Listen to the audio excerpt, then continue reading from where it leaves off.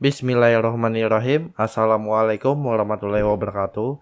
Selamat pagi menjelang siang semuanya. Alhamdulillah kita sebentar lagi, sekitar 1 bulan lagi kita akan memasuki yang namanya bulan Ramadan. Kita lihat saja apakah libur atau tidak. Itu tergantung dari kebijakan dinasnya. Oke, sambil menunggu libur-libur seperti itu, kali ini kita akan membahas tentang pola ataupun jalur-jalur penyebaran agama Islam di Nusantara. Yang biasanya untuk membahas tentang jalur-jalur tersebut, kalau bahasa kita itu bisa dibilang cara-cara penyebaran agama Islam di Nusantara. Nah, dalam beberapa referensi yang saya baca, baik di buku ataupun di internet, terdapat ada tujuh cara yang dimana pola ataupun jalur penyebaran agama Islam di Nusantara itu dimulai dari sejak abad ke-7 sampai ke abad, dan masa-masa puncaknya itu sampai abad ke-15 sampai 16 Masehi. Oke, yang pertama itu ada jalur perkawinan. Salah. Kelakasan kawin. Emang kawin siapa? Oke, yang pertama ada jalur perdagangan. Nah, salah satu cara masuknya Islam ke Indonesia adalah melalui perdagangan yang dilakukan oleh para pedagang atau beberapa pedagang muslim. Itu terjadi mulai dari abad ke-7 sampai ke abad ke-16 Masehi, yang dibuktikan dengan beberapa pada saat kunjungan dari Cina ataupun dari beberapa pelaut-pelaut dari barat itu menemukan pada masa sekitar abad ke-7 itu terdapat beberapa kampung-kampung Arab yang ada di daerah ataupun di wilayah Kerajaan Sriwijaya. Nah, Kerajaan Sriwijaya itu kan berkembang mulai dari abad ke-1 sampai ke abad ke-10. Jadi sekitar abad ke-7 itu ditemukan beberapa pedagang di sana. Nah, bisa dipastikan pedagang Arab di sana ataupun ada komunitas muslim. Nah, bisa dipastikan ada jalur-jalur penyebarannya itu melalui perdagangan gitu. Nah, selanjutnya itu ada perkawinan. Nah, perkawinan di sini dalam sini adalah yang dilakukan oleh para pedagang tadi kan, itu kan menetap itu. Nah, setelah menetap kan pasti berinteraksi dengan warga-warga ataupun para penduduk lokal.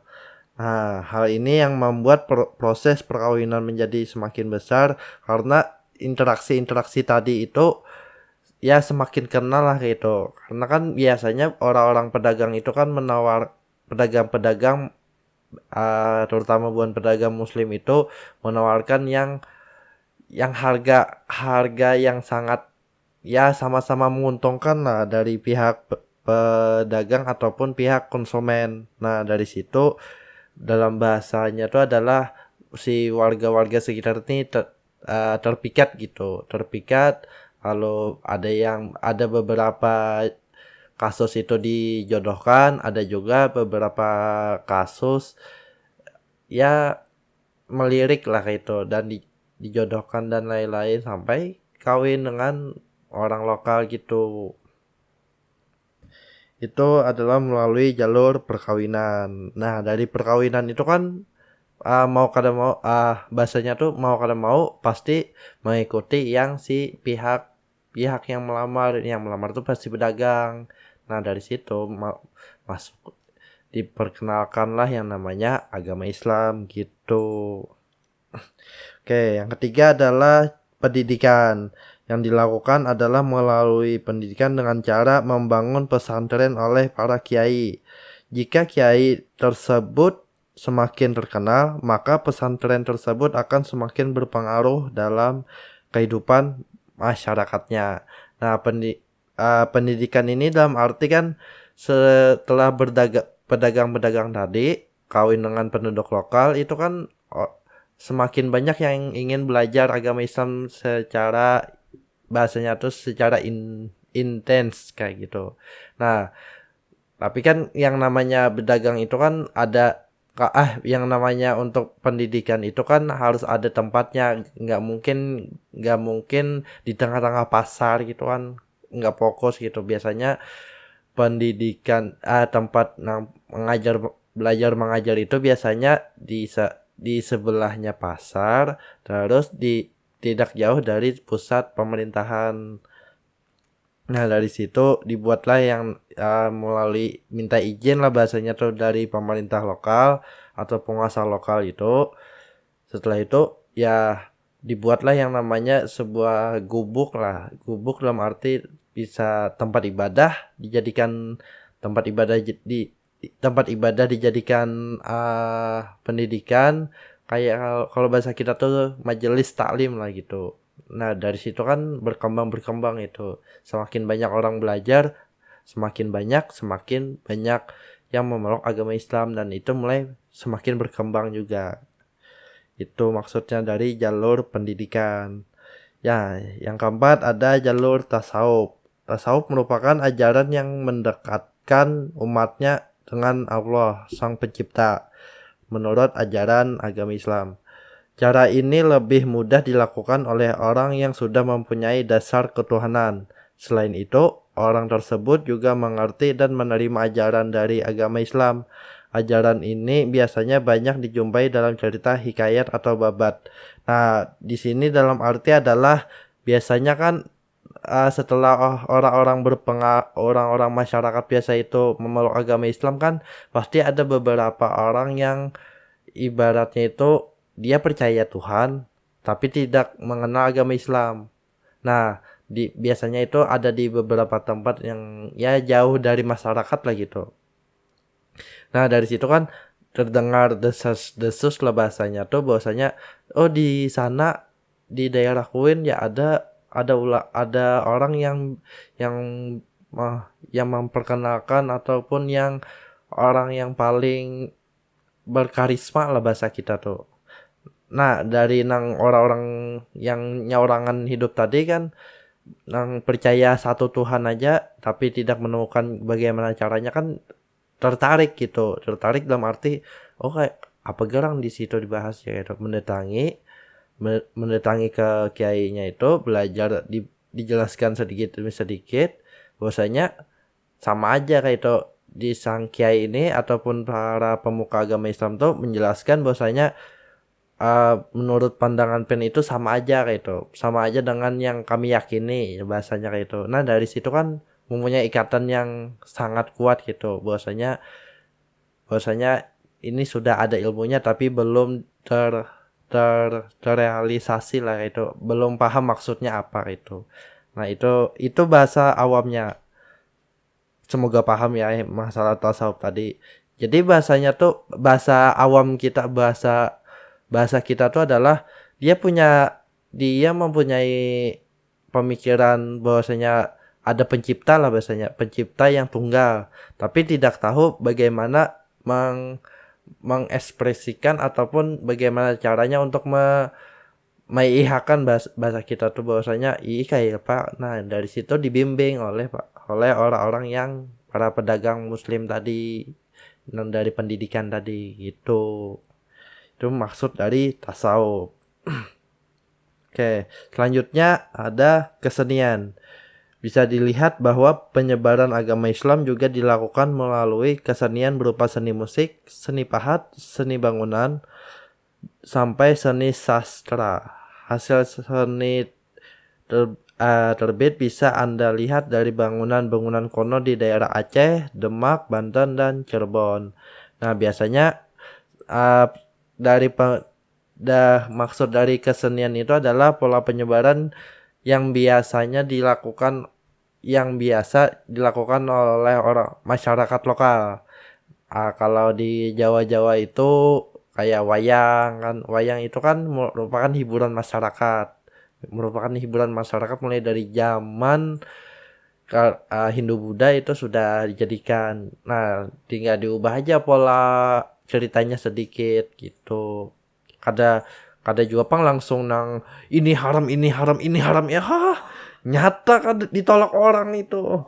Oh. Itu ditolak nyata dah, dibunuh ya itu.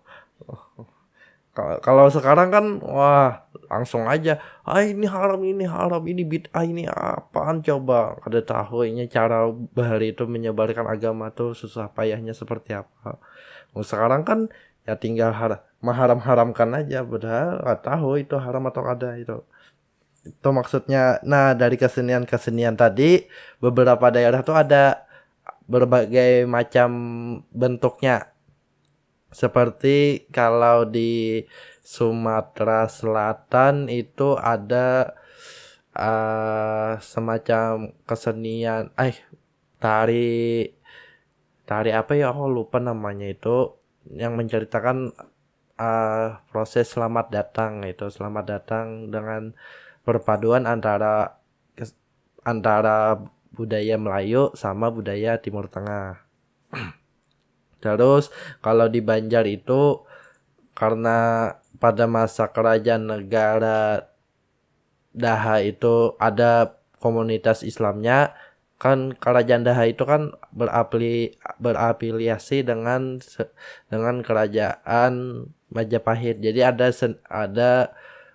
kontak-kontak yang dari kebudayaan dari Jawa.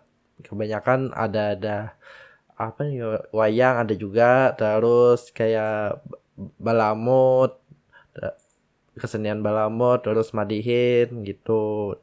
Kalau di mana ngarannya, di Sulawesi itu ada lagi, tapi kebanyakan di sana sedikit rasanya. dan lain-lain gitu. Jadi ya terserah aja hendak kayak apa. Ya kalau bahasa sekarang tuh adalah berkolaborasi gitu. Itu dari jalur kesenian. Jadi kalau ada yang menganggap, yang kan ada beberapa, kalau kita dengar tuh beberapa golongan yang menganggap main gitar itu haram. Kan ada kan kayak itu, bahwasanya zaman Nabi kan ada gitar aja. Ada aja kayak itu, sampai ke kampung-kampung di hulu sungai itu ada aja menyambut kayak itu. Itu tuh kalau dalam hatiku kupluk.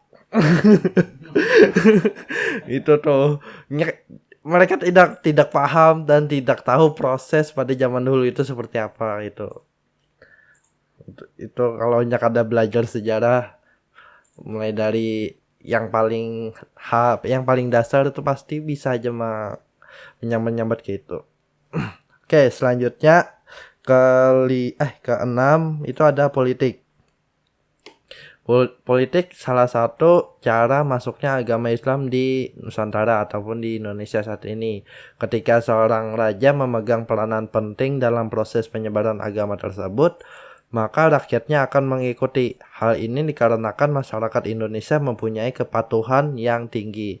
Nah, di sini kalau kita ambil contoh itu, yang paling nyata itu adalah pada proses kehancuran kerajaan negara Daha yang ada di wilayah negara Kandangan saat ini dengan kerajaan Banjar sebelum menjadi kesultanan. Nah, di situ kan saat Sultan Suryansah itu memenangkan peperangan dengan pamannya seorang, lalu dijadikanlah bahwasanya pengalihan kekuasaan lah, kayak itu, pengalihan kekuasaan dari kerajaan negara Daha ke kerajaan Banjar itu, kerajaan Banjar. Nah, di situ Sultan Suryansah itu menetapkan bahwasanya agama resmi kerajaan adalah agama Islam ya gitu. Nah, dari prosesnya itu bisa dibilang bahwa setelah menetapkan seperti itu kan, masyarakat yang kada tahu apa-apa garang agama Islam tuh belajar juga kayak itu. Terus ada juga yang umpat aja dalam arti karena pimpinan kita sudah jadi agama Islam, sudah memeluk agama yang baru, mengikuti aja kayak karena kan apa yang pada zaman dulu itu apa yang dikatakan raja itu adalah hal yang mutlak dan kayak apa ya kayak bahasa harus diihakan, harus diikuti lah bahasanya kayak itu. Kalau kada diikuti bisa kada kada kada meraju apa yo apa namanya telah ber, ber, ber, ber eh malapetaka lah dalam dalam kehidupannya kayak itu sih. Nah dari situ itu bisa dibilang pemaksaan ada juga. Terus kalau di daerah Sulawesi itu ada juga beberapa yang rajanya itu memeluk agama Islam lalu rakyatnya itu dipaksa untuk mengikuti. Ada juga beberapa kalau kada salah kerajaan Goa atau kerajaan Talo kalau kada salah itu. Dan beberapa kerajaan-kerajaan lain. Itu sih maksudnya. Nah, dari situ itu secara pemaksaan ada juga yang mengibaratkan si raja ini sudah memeluk dari agama yang dulu memeluk agama Islam dan tidak setelah resmi menjadi agama Islam dan menetapkan agama kerajaan sebagai agama kerajaan itu agama Islam di masyarakatnya ini bebas anak-anak mengikuti atau kada itu ada juga beberapa seperti itu. Nah tapi kebanyakan ada seperti itu pang itu karena kan prosesnya itu lambat kada kawa instan gitu. Mie instan aja harus dikuhup, anak bakaling harus jeramuk dulu membuka uyah, buat di micin, buat di kecap, membuat di bun cabe. Itu ada instan di dunia ini, mana instan ya dosa. Ya terakhir ada dakwah. Ketujuh dakwah. Sebagian pendatang muslim di Indonesia ataupun ke Nusantara itu memiliki tujuan dan niat untuk berdakwah. Hal inilah yang menjadi salah satu cara mudah agama Islam masuk ke Nusantara. Selain dari pendatang, dakwah yang dilakukan oleh para santri ataupun dan keturunan dari pedagang muslim. Nah, di sini maksud dari dakwah itu adalah dia murni seorang ulama, bukan seorang pedagang itu. Semoga paham lah. Maksudnya kayak ini. Kan di orang-orang pedagang muslim itu kada kada mestinya sajur menyebarkan agama Islam gitu. Nah, dalam di kapalnya itu bisa dikirim satu atau dua pemuka agama lah yang taat gitu, yang ahli dengan ajaran agama. Bahwasanya beliau itu ditugaskan untuk menyebarkan agama. Itu ada juga demikian seperti itu. Jadi ada yang berseleweran di yang kita dengar itu bahwasanya buan pedagang ini merangkap jadi dakwah. Itu ada juga tapi dalam kemungkinannya itu sangat kecil. Amun bujur-bujur pedagang ya ada masalah itu. Tapi ada juga yang hendak fokus untuk menyebarkan agama itu. Apakahnya suruhan dari penguasa jauh kah? Itu bisa aja. Ada juga beberapa kayak itu. Ada juga yang prosesnya itu adalah inya mengikuti si ulama nang murni ini mengikuti pedagang-pedagang Arab itu untuk berlabuh dan menetap kawin dengan penduduk lokal, jadi tuan guru di situ dan menyebarkan agama. Nah, dari situ kan ya prosesnya itu sama aja di antara 7 tadi. Prosesnya itu sama mulai dari pedagang ataupun para pendatang itu kan menetap di pedagang atau menetap di suatu wilayah. Setelah menetapkan masyarakatnya tuh tertarik itu apa yang dibahas, terus ada warga sekitar yang hendak mengawini kawin gitu kan. Nah, setelah kawin kan banyak pengikut dalam memeluk agama Islam karena tidak kondusif dengan menyebarkan di pasar kan ada boleh gitu. Lalu dibuatlah yang namanya untuk tempat ibadah gitu. Tempat ibadah berkembang jadi majelis, jadi pesantren gitu kan. Nah, dari situ kan berkembang lalu mempengaruhi ke dalam istana. Bahwasanya di istana ada kekacauan, minta biasanya bila seorang raja ada kekacauan ataupun itu pasti minta pendapat ke para pemuka agama aja.